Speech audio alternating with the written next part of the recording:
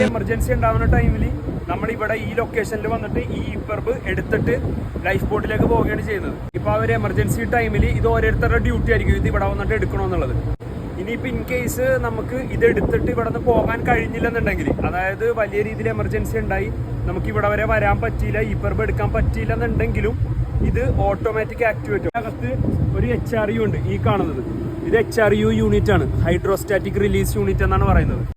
Ship മുങ്ങി 4 മീറ്ററിൽ കൂടുതൽ വെള്ളത്തിലേക്ക് താഴ്ന്ന ആ ഒരു ടൈമിൽ വെള്ളത്തിന്റെ പ്രഷർ കൊണ്ട് ഹൈഡ്രോസ്റ്റാറ്റിക് റിലീസ് യൂണിറ്റ് ഒരു നൈഫ് പോലെ ഇരിക്കും. ആ നൈഫ് വെച്ച് ഇത് ഓട്ടോമാറ്റിക് കട്ടായി ഈ ഇപ്പർബ് ഓട്ടോമാറ്റിക് റിലീസായി ഇത് ഫ്ലോട്ടായി വെള്ളത്തിന്റെ മുകളിൽ വരും. ഈ ഇപ്പർബ് വെള്ളവുമായിട്ട് കോണ്ടാക്ട് ആകുന്ന ആ ടൈമിൽ ഇത് ഓട്ടോമാറ്റിക് ആക്ടിവേറ്റ് ആവും. പെട്ടെന്ന് തന്നെ ഈ ഒരു പൊസിഷനിൽ ഇത്രയും വലിയൊരു എമർജൻസി നടന്നിട്ടുണ്ടെന്നുള്ള കാര്യങ്ങളെല്ലാം ഷിപ്പിന്റെ ഡീറ്റെയിൽ, ആ ഒരു പൊസിഷൻ, എല്ലാ ഡീറ്റെയിലും ഇത് സെൻഡ് ആകും.